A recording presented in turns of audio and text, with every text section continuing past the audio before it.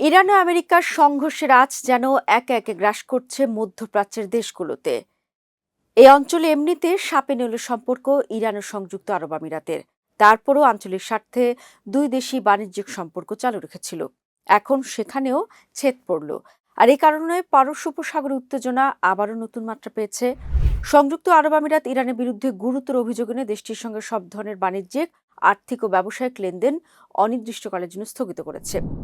আবুধাবির দাবি, ইরান পারস্য উপসাগরের গুরুত্বপূর্ণ নৌপথকে লক্ষ্য করে দুটি ব্যালিস্টিক মিসাইল নিক্ষেপ করেছে, যদিও তেহরানের অভিযোগ সম্পূর্ণভাবে অস্বীকার করেছে। ঘটনাটি এমন এক সময় ঘটল যখন কয়েক মাস ধরে দুই দেশের মধ্যে সম্পর্ক স্বাভাবিক করার চেষ্টা চলছিল। ফলে নতুন এই সংকট শুধু দ্বিপক্ষীয় সম্পর্ক নয়, পুরো উপসাগরীয় অঞ্চলের নিরাপত্তা ও বৈশ্বিক জ্বালানি বাজার নিয়েও উদ্বেগ তৈরি করেছে। চলুন দর্শক, মূল ঘটনায় প্রবেশ করা যাক। সংযুক্ত আরব আমিরাতের প্রতিরক্ষা মন্ত্রণালয়ের তথ্য অনুযায়ী দেশটির আকাশ প্রতিরক্ষা ব্যবস্থা ইরান থেকে ছোড়া দুটি ব্যালিস্টিক মিসাইল শনাক্ত করে। আমিরাতের দাবি, মিসাইল দুটির লক্ষ্য ছিল পারস্য উপসাগরের নৌ চলাচল। একটি মিসাইল দেশটির আঞ্চলিক জলসীমার বাইরে এবং অন্যটি জলসীমার ভেতরে গিয়ে পড়ে।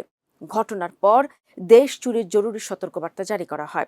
এই ঘটনার পরপরই আমিরাতের পররাষ্ট্র মন্ত্রণালয় ঘোষণা দেয় যে আঞ্চলিক শান্তি ও নিরাপত্তা বিঘ্নিত হওয়ার কারণে ইরানের সঙ্গে সব ধরনের বাণিজ্যিক সম্পর্ক পরবর্তী নির্দেশ না দেওয়া পর্যন্ত বন্ধ থাকবে। তবে ইরান শুরু থেকেই অভিযোগ অস্বীকার করে আসছে। দেশটির পররাষ্ট্র মন্ত্রণালয়ের মুখপাত্র ইসমাইল ভাগাই আরব আমিরাতের অভিযোগকে ভিত্তিহীন বলে দাবি করেছেন।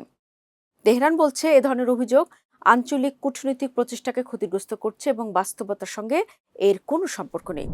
ইরানের বক্তব্য হলো, পারস্য উপসাগরের চলমান উত্তেজনার জন্য তাদের একতরফাভাবে দায়ী করা হচ্ছে, অথচ বৃহত্তর আঞ্চলিক সংঘাত ও আন্তর্জাতিক শক্তিগুলোর ভূমিকাও বিবেচনায় নেওয়া প্রয়োজন।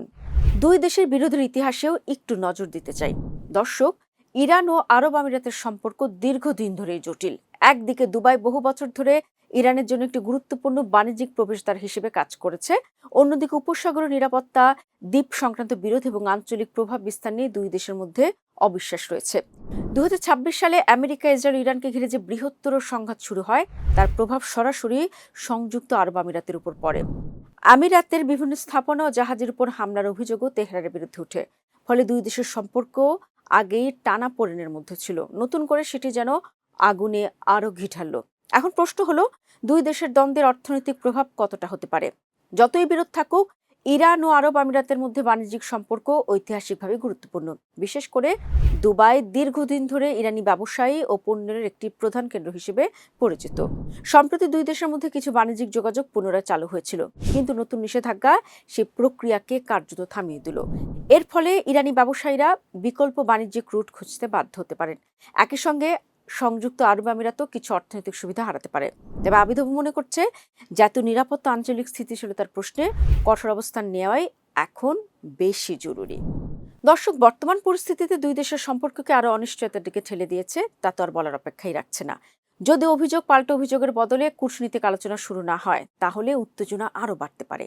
সব মিলিয়ে দুটি মিসাইলকে কেন্দ্র করে শুরু হয় বিরোধ কেবল ইরান ও সংযুক্ত আরব আমিরাতের দ্বিপক্ষীয় সমস্যা নয়, এটি মধ্যপ্রাচ্যের নিরাপত্তা, আন্তর্জাতিক বাণিজ্য এবং বৈশ্বিক জ্বালানি বাজারের জন্য একটি গুরুত্বপূর্ণ সংকেত।